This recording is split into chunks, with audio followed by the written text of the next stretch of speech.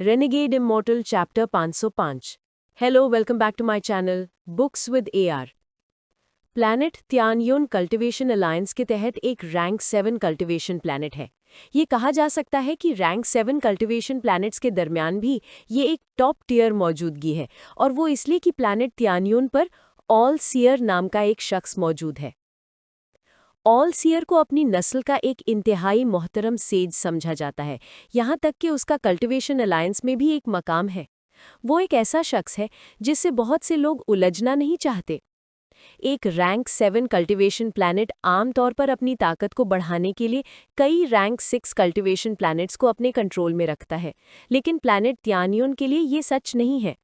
Planet त्यानियोन के गिर्द सिर्फ 5 कल्टीवेशन प्लैनेट्स हैं, और वो सब रैंक 6 कल्टीवेशन प्लैनेट्स हैं। उनके नाम हेवन, अर्थ, ह्यूमन, लाइफ और फेट है। इन 5 प्लैनेट्स को प्लैनेट त्यानियोन से जोड़ने के लिए एक बहुत बड़ा ट्रांसफर अरे है। ताहम इसे खोलने की लागत बहुत ज़्यादा है, इसलिए इसे आसानी से इस्तेमाल नहीं किया जाता।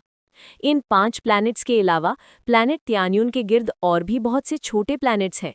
ये सब पुराने मॉन्स्टर्स के ज़ाती कल्टीवेशन केव्स हैं। अगरचे उन्हें जोड़ने वाले ट्रांसफर अरेज मौजूद हैं, लेकिन वो आमतौर पर सील्ड होते हैं और आसानी से नहीं खोले जाएंगे। प्लैनेट त्यानियोन के इंतहाई मशरिकी हिस्से में एक बहुत बड़ा ट्रांसफर अरे है। ये ट्रांसफर अरे हेवनली फेट सेक्ट के कंट्रोल में है, और वहाँ साल भर कोई ना कोई तैनात रहता है। जाओ जी इस इलाके के इंचार्ज गार्ड्स में से एक था। वो दिन में सुबह सवेरे उठ गया था और तब से अरे के बाहर लोटस पोजीशन में बैठा हुआ है। जाओजी ग्रीन डिवीजन का 5वीं नस्ल का डिसाइपल था। उसने 700 साल तक कल्टिवेट किया है और सोल फॉर्मेशन के मिड स्टेज तक पहुंच चुका है। वो अपनी जिंदगी से कमोबेश मुतमईन है। ये कहना ज़रूरी है कि सिर्फ हेवनली फेट सेक्ट का डिसाइपल होना ही उसे इस प्लैनेट पर बहुत ऊंचा मकाम देता है। वो जहां भी जाता है, लोग उसकी तारीफ और इज्जत करते हैं। जाओजी ने अपनी आंखें खोली और एक लंबी आह भरी। सिर्फ 3 महीने और कोई मेरी जगह लेने आ जाएगा। एक बार जब मैं सेक्ट वापस जाऊंगा, मुझे सोल फॉर्मेशन के लेट स्टेज की तरफ बढ़ने के लिए कई सालों तक बंद दरवाज़ा कल्टीवेशन में जाना होगा।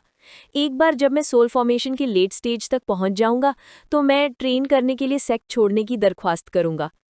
अगर मैं अपने लिए कुछ सेलेस्टियल जेड्स हासिल कर सका, तो मैं झाउसी शायद वाकई सोल ट्रांसफॉर्मेशन स्टेज तक पहुंचने का मौका पा सकूं।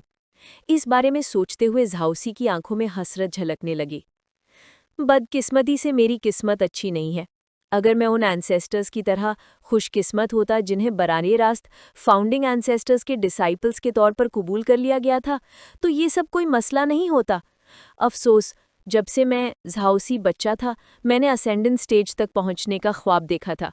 मैं एक प्लैनेट को अपने ज़ाती कल्टीवेशन केव के तौर पर हासिल कर सकूंगा।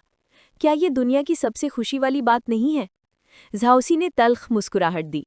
फिर उसने एक गहरी सांस ली और कल्टीवेशन जारी रखने वाला था। ताहम ठीक इसी लम्हे एक बनफशी रोशनी आसमान में एक मीटियोर की तरह गुजरी और साउंड बैरियर को तोड़ दिया।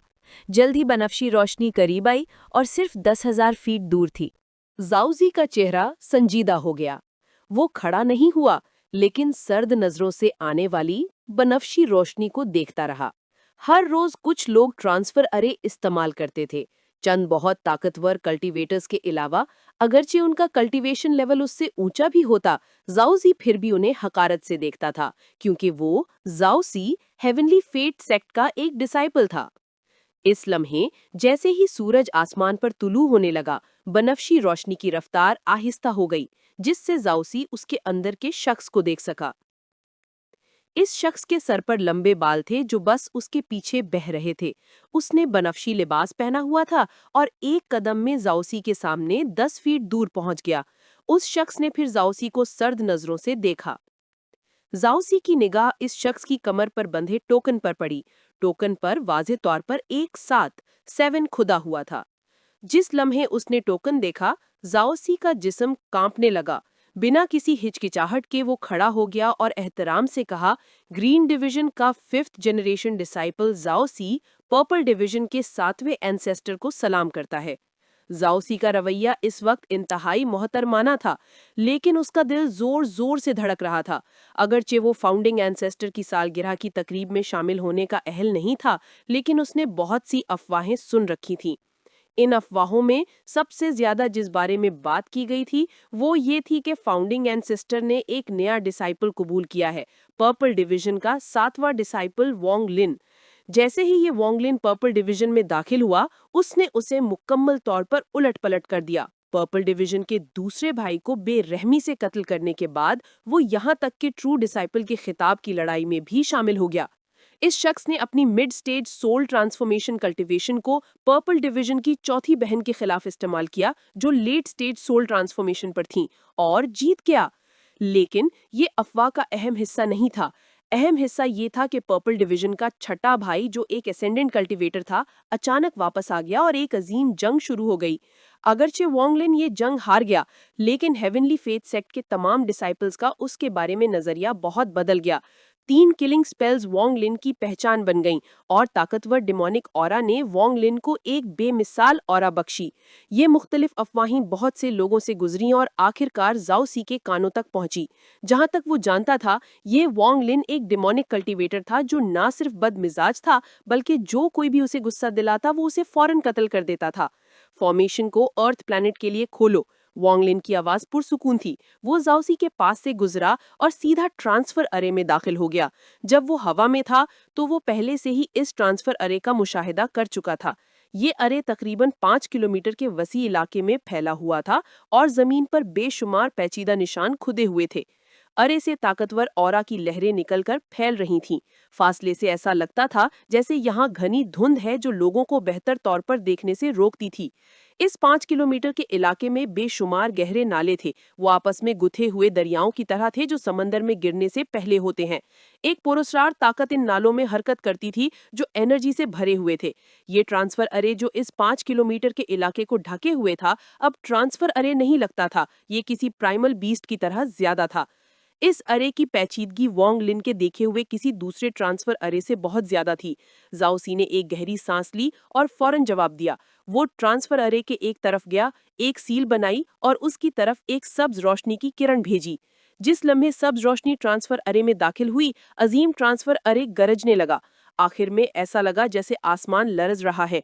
पेचीदा नालों के अंदर की पुरअसरार ताकत आहिस्ता आहिस्ता फैलने लगी और एक भूतनुमा रोशनी छोड़ने लगी। इस लम्हे अगर कोई ऊपर से देख रहा होता तो वो देखता कि नालों के हिस्से आहिस्ता आहिस्ता रोशन होकर एक बहुत बड़ा सिंबल बना रहे हैं। ये एक ऐसा सिंबल था जो 5 किलोमीटर के वसी इलाके को ढके हुए था और इसकी पेचीदगी नाकाबिले यकीन थी। इस लम्हे वोंग लिन इस सिंबल के मरकज में खड़ा था। तकरीबन पलक झपकने में अजीम सिंबल ने एक ताकतवर चमक छोड़ी। इस रोशनी ने इलाके को ढांप लिया और उस लम्हे आसमान और जमीन एक भूतनुमा रोशनी में लिपट गए। जाउस ये सबका आदी था, इसलिए जैसे ही अरे रोशन हुआ उसने अपनी आंखें बंद कर लीं। 5 सेकंड गिनने के बाद उन्हें खोला। अरे के अंदर अब कोई नहीं था और सब कुछ पहले के जैसा ही था, सिर्फ भूतनुमा रोशनी बाकी थी। ये जुगनुओं के बादल की तरह लग रही थी जब ये आहिस्ता आहिस्ता वापस नालों में बह गई। जाओ सी ने खाली ट्रांसफर अरे को अपनी आंखों में हसद के साथ देखा, फिर उसने एक आह डाली और अपने आप से बड़बड़ाया, पता नहीं ये पर्पल डिवीजन का 7वां एंसेस्टर अर्थ प्लैनेट पर किस लिए जा रहा है। खैर, इससे मेरा कोई लेना देना नहीं है और मुझे कल्टीवेटिंग पर तवज्जो देनी चाहिए ताकि मैं जल्द से जल्द सोल फॉर्मेशन के लेट स्टेज तक पहुंच सकूं। जाओ सी ने अपना सर हिलाया और फिर बैठ गया और कल्टीवेटिंग जारी रखी। अर्थ प्लैनेट त्यान यून के गिर्द घूमने वाले 5 प्लैनेट्स में से एक था। फासले से ये मुकम्मल तौर पर जर्द मिट्टी के रंग का था और इसकी सतह पर बेशुमार हैलोज हरकत कर रहे थे। इस प्लैनेट का साइज तकरीबन प्लैनेट सुजाकू के बराबर था। स्वैन यून सेक्ट इस प्लैनेट पर वाहिद 6 रैंक कल्टीवेशन कंट्री था। पूरा स्वैन यून सेक्ट एक मुल्क था और इसमें बेशुमार कल्टीवेटर्स थे। उनके एंसेस्टर का नाम स्वैन मिंग था। उसकी कल्टीवेशन पहले ही एसेंडेंट स्टेज से आगे निकल चुकी थी। इस प्लैनेट पर समंदर बहुत कम था, इसलिए इसका ज्यादातर हिस्सा जमीन था। स्वैन यून के मगरिब में लाखों मील दूर रैंक 5 कल्टीवेशन कंट्री लिंग यून वाक़या था। इस दिन स्वैन यून सेक्ट के करीब ट्रांसफर अरे के आसपास के इलाके को साफ कर दिया गया था। अरे के दर्जनों मीटर के दायरे में सेक्ट के डिसाइपल्स के अलावा कोई नहीं था।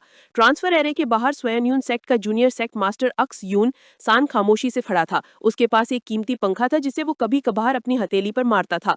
3 दिन पहले उसने हेवनली फेथ सेक्ट में अपने एक अच्छे दोस्त से सुना था कि पर्पल डिवीजन से कोई लिंग यून को मैसेंजर बनकर आने वाला है।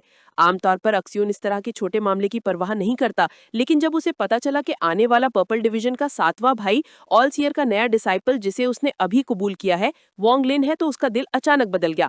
प्लैनेट त्यान के कंट्रोल में आने वाले रैंक 6 कल्टीवेशन कंट्री के फर्द के तौर पर उसके पास ऑल सीयर के हर डिसाइपल की पसंद और नापसंद का तफसीली रिकॉर्ड था। उसका असल फोकस आमतौर पर ट्रू डिसाइपल्स पर होता था और वो आमतौर पर वोंग लिन की परवाह नहीं करता। अगर ऑल सीयर ने सालगिरह की तकरीब के दौरान उस पर इतनी तवज्जो ना दी होती तो ये वोंग लिन कहीं से अचानक नमूदार हुआ था, इसलिए स्वयंयून सेक्ट उसके बारे में बहुत कम जानता था। इसके अलावा स्वयंयून सेक्ट के नुक्ता नजर से वोंग लिन में बहुत सलाहियत थी। बाद में दोस्ती करने से बेहतर है कि अभी दोस्ती कर ली जाए, और यही वजह थी कि ये सब हो रहा था। अक्स्यून के पीछे कई बूढ़े लोग खड़े थे, उन सबके सर सफेद बालों वाले थे और वो स्वयंयून सेक्ट के सबसे ताकतवर एल्डर्स थे। वक्त आहिस्ता आहिस्ता गुजरता गया, जब तक दोपहर नहीं हुई। जब सूरज बुलंद तरीन मकाम पर था तो अचानक ट्रांसफर अरे से एक गरजने की आवाज आई। गरजने की आवाज ने अक्स्यून की तवज्जो खींच ली। उसने कीमती पंखा बंद कर दिया, चेहरे पर मुस्कुराहट सजाई और ट्रांसफर अरे की तरफ देखने लगा। गरजने की आवाज बुलंद से बुलंदतर होती गई, जमीन से भूतनुमा रोशनी निकली और आसमान को ढांपकर एक ख्याली सिंबल बनाया। सिंबल के मरकज में खला मुड़ी और एक शख्स आहिस्ता से बाहर निकला। ये शख्स बनफशी लिबास पहने हुए था और इसकी कमर पर बंधे बनफशी टोकन पर 710 खुदा हुआ था। उम्मीद है आपको ये वीडियो पसंद आई होगी। अगर आपको ये पसंद आई है तो प्लीज चैनल को सब्सक्राइब करें, इस वीडियो को लाइक करें और अपने दोस्तों के साथ शेयर करें। अगली वीडियो तक के लिए अल्लाह हाफिज।